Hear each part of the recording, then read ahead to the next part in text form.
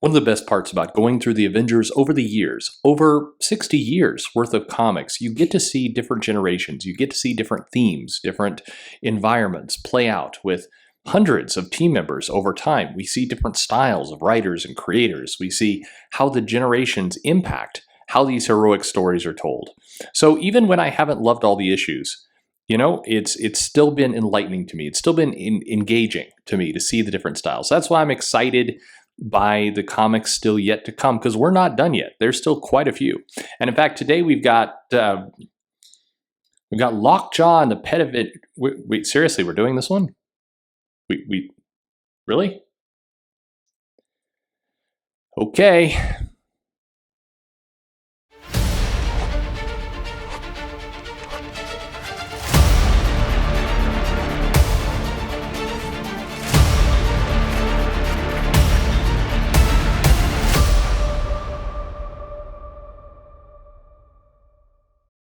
Hey everybody, this is Perch. Lockjaw and the Pet Avengers are pulled together to face one of the biggest threats in the entire Marvel Universe, the Infinity Gems. Now, if you watch the Avengers movies, obviously, you know how impactful they can be. It wiped out half the life in the universe. Thanos, of course, came to control this all-powerful set of stones. So in 2009, when the stones, the Infinity Gems, were needed to be brought into the Marvel Universe, once again, as a all-powerful threat, who do you call? Iron Man and the Illuminati? No, things are about to get bad, and there's only one way to stop it, and it's Lockjaw and the Pet Avengers, a assembly of characters of Lockjaw the Inhuman, Throg the Thor Frog. We have Lockheed from the X-Men, Redwing, of course, the Falcon's sidekick and partner, Zabu from the Savage Land, Hairball, the speedball cat, and of course the male Miss Lion. We'll get to that in a minute. The Mary Jane's poodle, dog. I'm not sure what kind of dog, some kind of dog. Anyway, our comic opens with the biggest of threats. Reed Richards, Mr. Fantastic, is hanging out with Black Bolt, King of the Inhumans, and Medusa on the moon, and he is pointing out that there's a massive threat. They must find the gems. They must keep them separate because the entire universe could be at stake once again if evil gets their hands on them. So someone with weak willpower cannot discover the gems. It could corrupt anyone, even the simplest of creatures. And meanwhile, Lockjaw is digging around Atlan. And he's just sniffing around. You know what? Interesting fun fact about Lockjaw. It's actually a human that was, through the Terrigen Mist, turned into a dog. At least at one point, that was how the story was told. I think they've gone back and forth on that. But if you think about it, it's kind of cruel that there's this once human that is now a dog. I mean, they treat him like a dog, so it seems kind of weird. Anyway, so Lockjaw's digging around and comes across the mind gem. He proceeds to swallow it, and this gives him telepathic powers. So when he comes and he tries to lick Reed Richards' face because he can sense through his telepathy that Richards is looking for the gem, he tries to give the gem to Richards, but Medusa's like, "Be gone, Lockjaw." Again, remember this is a human. Teleport away. And so she sends the dog out and elsewhere, who immediately decides to go to Central Park. And as fate would have it, Lockjaw comes across Throg. Now, this is not Thor as a frog, but it looks like Thor as a frog. And you might be saying, what is this? What is, how are we back to getting Thor frog again?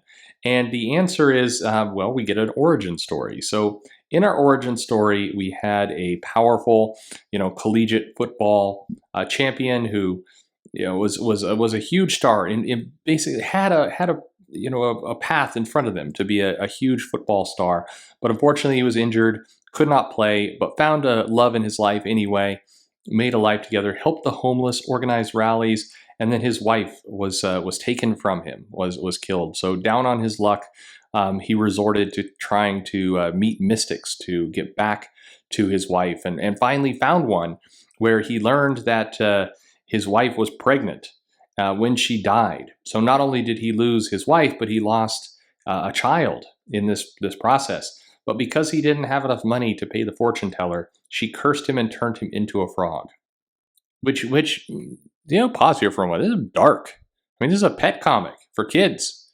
And we just learned that we've got this guy, his dreams were shattered, but he crawled back up with his wife, and then she was killed, and then he searches desperately for her, driving himself into poverty, only to discover that his wife was pregnant, and then she died, and he was turned into a frog, so he couldn't pay the $20 to the fortune teller. I mean, this is not for kids. Anyway, so the frog, comes up across Thor Frog. This is back during the Walter Simonson famous Thor Frog moment. And we see that as Thor Frog was flying around, Tooth Gnasher, I believe that's Tooth Gnasher, basically kicks the hammer, creates a little splinter off of the hammer that's like a little bit like a cane.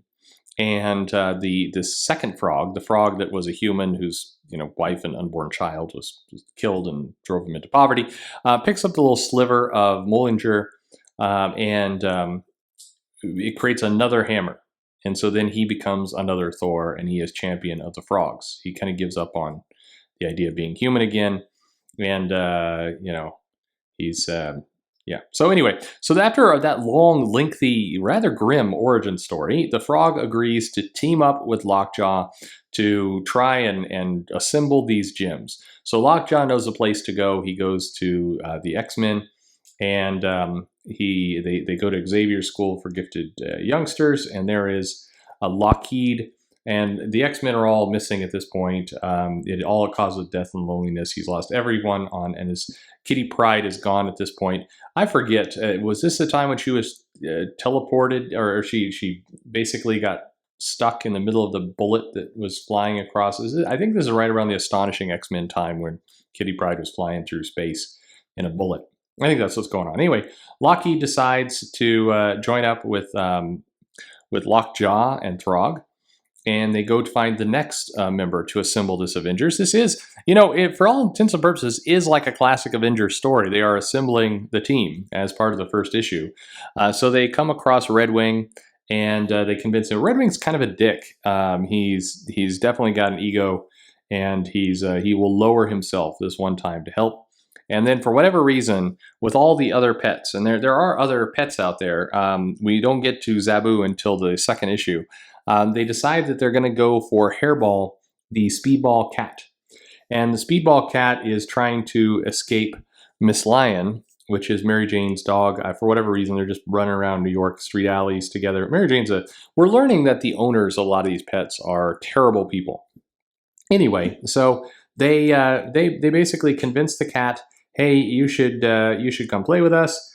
The cat is all right. He'd like to eat the bird, but he can't.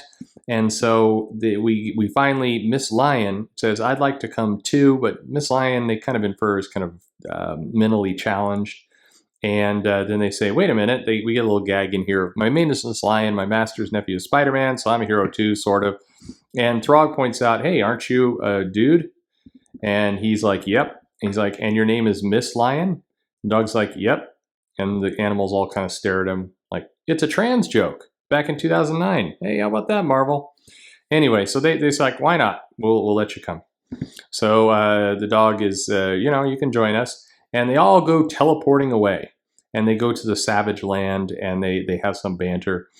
And they're looking for the second stone. Lockjaw is pretty emo here. Redwing continues to be a dick.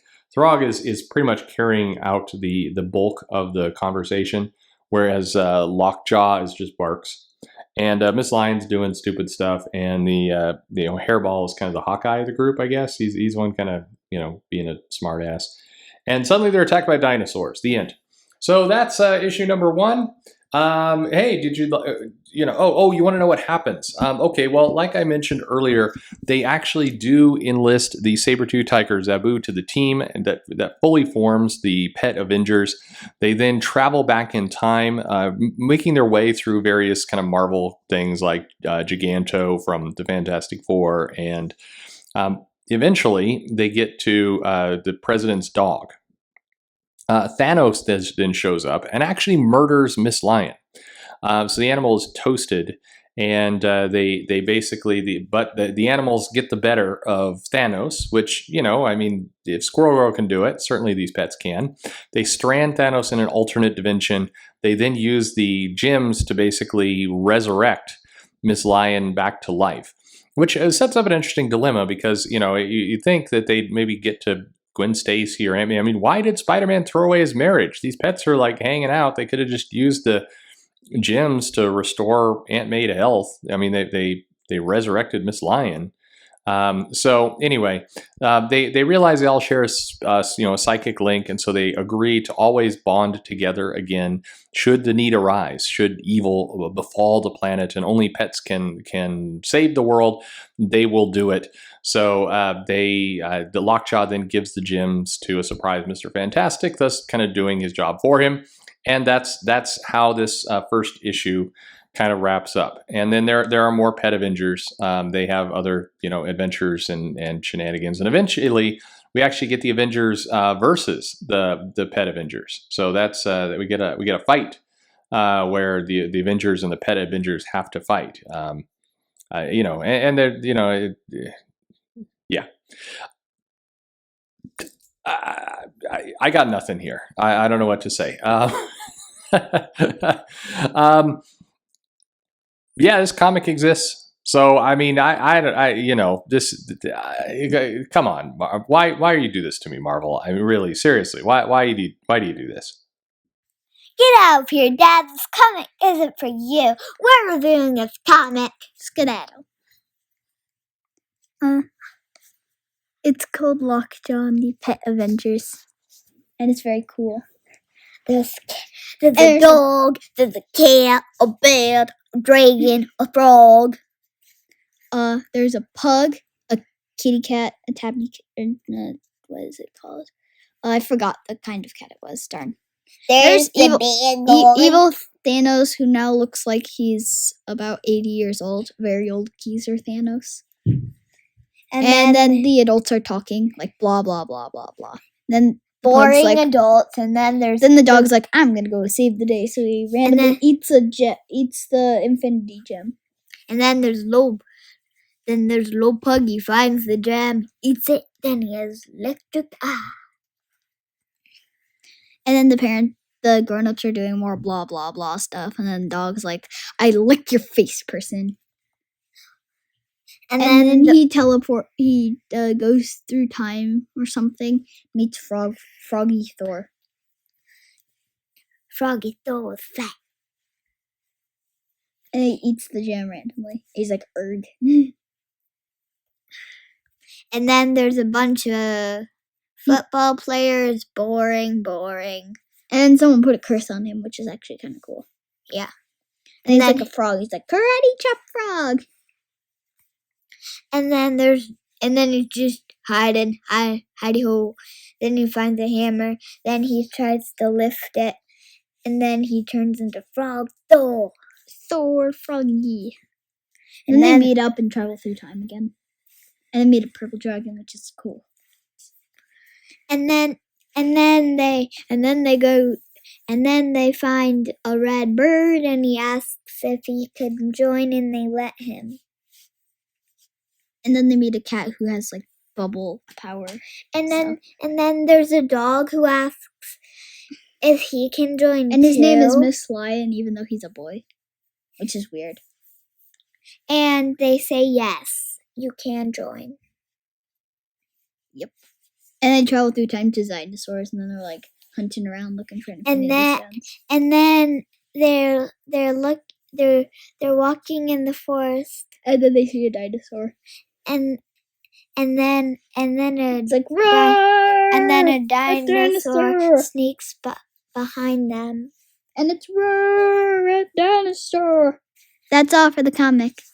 That's what I call saving you a click. It was pretty dumb.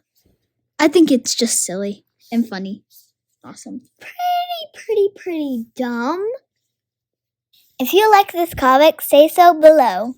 Please give a like, and please